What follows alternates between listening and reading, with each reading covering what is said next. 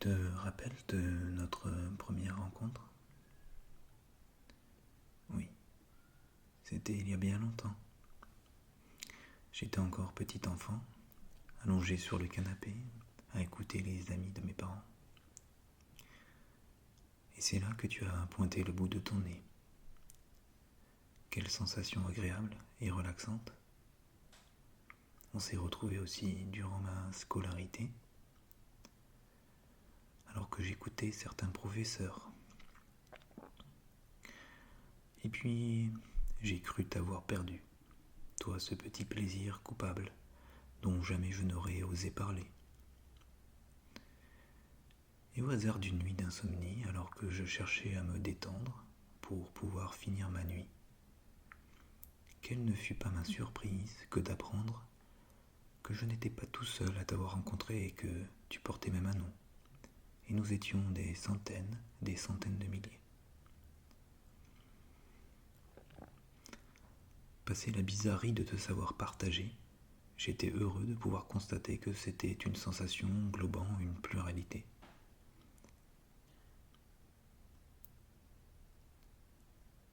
Quelle richesse tu as en toi. Tu nous relaxes, nous détends et même nous hypnotises parfois. Grâce à toi, nous dormons mieux, mais il n'y a pas que ça. Tu nous apprends beaucoup de choses, tu as enrichi notre culture personnelle sur une myriade de sujets, tout autant différents les uns des autres. Allant de la peinture à l'histoire, à la pop culture, le 7e art, la musique, les jeux vidéo, et même la physique quantique et les jeux de tarot.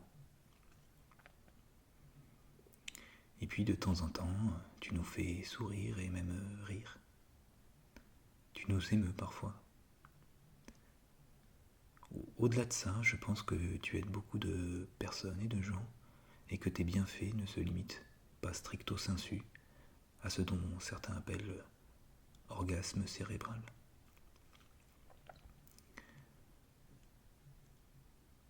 Il y avait des discussions en ligne de groupes tels que Society of Sensationalists et le blog Named Feeling, la sensation sans nom, qui avait pour but de permettre à une certaine communauté d'en apprendre davantage sur cette sensation, en partageant des idées et des expériences personnelles.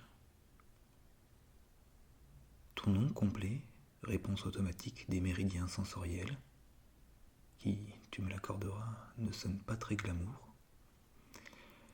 Il est tout de même intéressant de noter le terme autonome, qui fait référence à l'idiosynkrasie des personnes pratiquant l'ASMR, la réponse variant d'une personne à l'autre.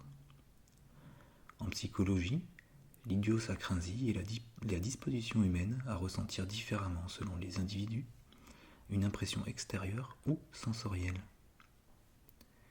Et c'est en cela que tu es insaisissable et que tu peux donner lieu à controverse. Car en fait, chacun te perçoit, te ressent à sa manière. Chacun a une sensibilité différente face à toi.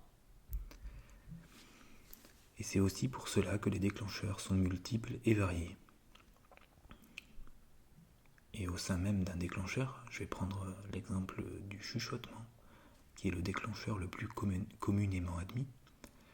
Chaque ASMR artiste a son propre chuchotement, intonation, etc., qui fonctionne plus ou moins d'une personne à l'autre, selon sa sensibilité.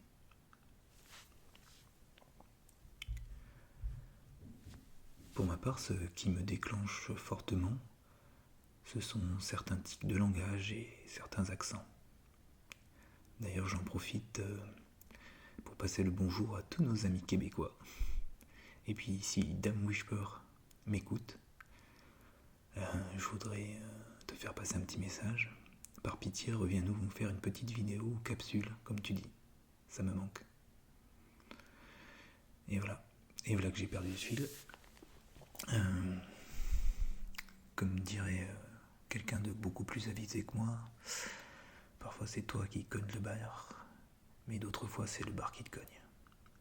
Oui. J'avais envie de le caser celui-là.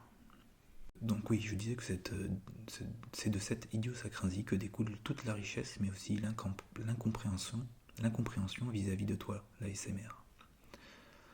Et en faisant quelques recherches, je suis tombé sur un article quelconque parlant de l'ASMR. Et les 2 premiers commentaires résument totalement cet état de fait. Alors, le premier commentaire dit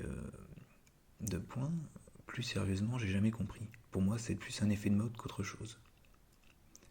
Et le deuxième commentaire lui répond alors, vu que je viens d'apprendre qu'en fait, c'est pas juste moi, et que ça porte même un nom, et que du coup, je suis plus heureux qu'un chiot avec 2 quéquettes, je vais mettre mon grain de sel. C'est pas du tout un effet de mode. En tout cas, pour ceux qui le ressentent vraiment. Pour essayer de trouver un truc similaire, je dirais que c'est assez proche du massage du cuir chevelu. Quand j'étais au lycée, il y a 20 ans de cela, certaines conversations chuchotées, pas toutes, pas loin de moi, me mettaient dans un vrai état de détente, presque de torpeur. Ceux qui ne le ressentent pas se disent qu'on est en plein trip érotico-chelou pervers. Mais pas du tout. C'est vraiment un calme qui t'envahit, parfois jusqu'au frisson, dans ta colonne vertébrale, et c'est canon. Alors je trouve que ces 2 commentaires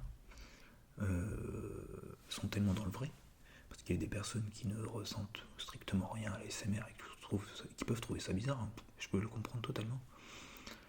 Et puis il y a une personne qui vient de découvrir qu'en fait il n'était pas tout seul, et qu'il y avait une vraie communauté, et que ça lui rappelait des sensations qu'il avait eues en étant plus jeune. Et il n'y a pas beaucoup d'articles et d'études sur le sujet, à part quelques articles et études notamment en psycho et neuropsychologie, mais qui, au même titre que la psychanalyse en son époque, n'ont pas beaucoup d'écho. C'est pas encore pris trop au sérieux. Et après, on peut se demander pourquoi comprendre le fonctionnement de l'ASMR du moment que ça fonctionne. Et je trouve qu'au contraire, il peut être très intéressant de comprendre comment cela fonctionne.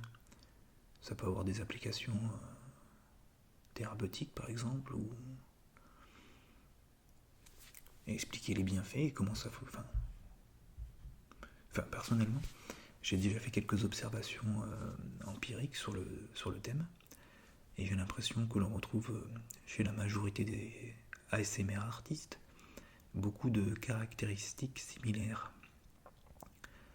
Par exemple, on retrouve une certaine empathie, une forte sensibilité, un intérêt pour le domaine artistique, quel qu'il soit. Et j'ai l'impression que ce sont des caractéristiques vraiment communes à 90-95% des ASMR artistes. Alors voilà, moi j'aimerais savoir ce que toi tu en penses. Toi qui regardes des vidéos ASMR de temps en temps, ou quotidiennement, ou de façon quasi addictive. Et toi aussi, l'ASMR artiste, petit ou grand. J'aimerais vraiment connaître vos avis. Alors n'hésitez pas à me laisser un commentaire et à partager la vidéo si ça vous a plu. Et puis si vous n'êtes pas encore abonné et que le contenu vous intéresse, on va atteindre les 400 abonnés bientôt, j'en profite pour remercier tous mes abonnés et toutes les personnes qui commentent mes vidéos. C'était donc Procrastinate Whisper, et je vous dis à très bientôt.